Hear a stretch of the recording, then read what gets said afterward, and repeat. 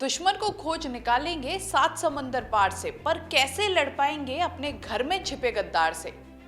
कुछ ऐसी ही हालत राजस्थान की दोनों बड़ी पार्टियों की हो रही है, चाहे वो बीजेपी हो या कांग्रेस। नमस्कार, आपने देखना शुरू कर दिया है द एंगल और मैं हूं आपके साथ छवि अवस्थी। जी बिल्कुल, कुछ ऐसी ही कंडीशन, कुछ ऐसी ही हालत राजस्थान की दोनों बड़ी पार्टी, जो सत्ताधारी पार्टी कांग्रेस है और जो विपक्ष में बैठी है बीजेपी, दोनों की ही है। दोनों पार्टी आपस में लड़ने से ज्यादा खुद अपने ही जो घर में छिपे कुछ अपने हैं उन्हीं से लड़ रही हैं। चाहे सतीश पूनिया गुट और वसुंधरा राजे गुट की बात करें या फिर कांग्रेस में अशोक गहलोत गुट और सचिन पायलट गुट। हाल ही में सचिन पायलट ने महापंचायतें की। इसी दौरान जयपुर के चाकसू में भी एक महापंचायत हुई। हालांकि मुद्दा था किसानों का और सबसे बड़ा मकसद था मोदी सरकार पर वार करना, लेकिन नजर जो आया पूरी महापंचायत में वो ये था कि मोदी सरकार के नाम पर अशोक गहलोत पर वार किए गए। मुख्यमंत्री अशोक गहलोत से और सचिन पायलट की जो आपसी बैर है वो किसी से छिपा नहीं है। जो मानेसर की घटना हुई थी उसके बाद से सबको पता है कि जिस तरह की एक गुटबाजी चली आई है, जिस तरह से ये गुटबाजी गहरी होती आई है, हर किसी को इसकी जानकारी है। लेकिन जब चाकसू में महापंचायत हुई उस दौरान जिस तरह से वार किए गए, जिस तरह से बयान किए गए, जिस तरह की टिप्पणियां दी गई, उसके बाद एक बात तो साफ है कि कांग्रेस की जो आपसी रार है वो इतनी जल्दी खत्म होने वाला नहीं है। और ऐसा लगता है कि अब शायद यही एक रणनीति बनाई गई है जो पायलट गुट है उसकी तरफ से, क्योंकि पायलट गुट की तरफ से जिस तरह के बयान दिए गए और जैसे हाव भाव खुद सचिन पायलट या अन्य वरिष्ठ नेताओं के रहे, उससे ये चीज साफ है कि वो नहीं चाहते कि राजस्थान में कांग्रेस को मजबूत किया जाए या राजस्थान में कांग्रेस एक साथ एकजुट होकर आगे लड़े।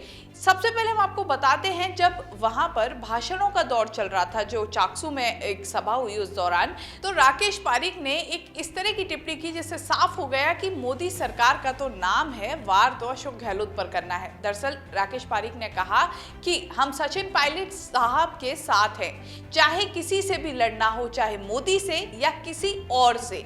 अब यहाँ किसी और कौन है ये सभी समझने वाले समझ चुके हैं। पायलट साहब, ये राजस्थान का गरीब किसान आपके साथ है, नौजवान आपके साथ है, 36 कौम के माँ बहन भाई आपके साथ है। आप आदेश करिए और चाहे मोदी हो चाहे और कोई हो, जो आप आदेश करेंगे किसानों के लिए मांग करेंगे, हम सब आपके साथ। इसके अलावा विश्वेंद्र सिंह, उन्होंने भी साफ तौर पर गहलोत सरकार या फिर कहें साफ तौर पर व्यक्तिगत तौर पर सीएम अशोक गहलोत पर वार किया। उनका कहना था कि मेहनत कोई और करे, सीट कोई और लाए, लेकिन फायदा कोई और ले जाए।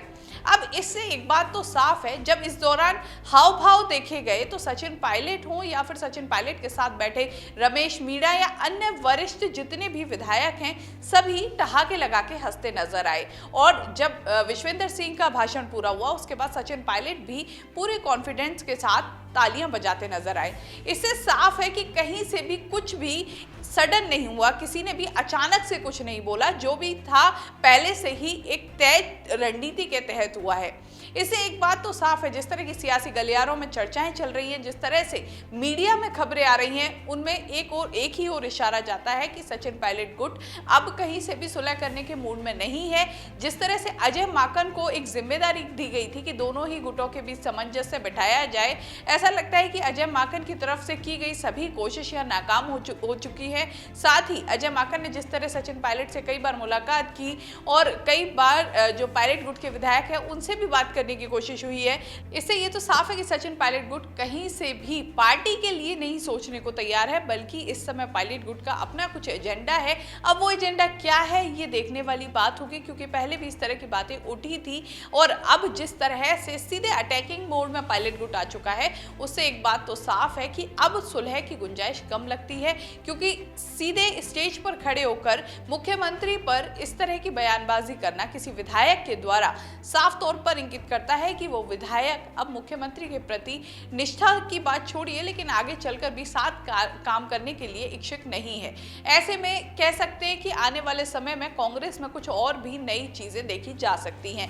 हालांकि राजनीति में कोई भी चीज पक्की नहीं होती, कोई भी चीज स्थायी नहीं होती, चाहे वो दोस्ती हो या दुश्मनी, ये पहले भी कई बार देखा जा चुका है।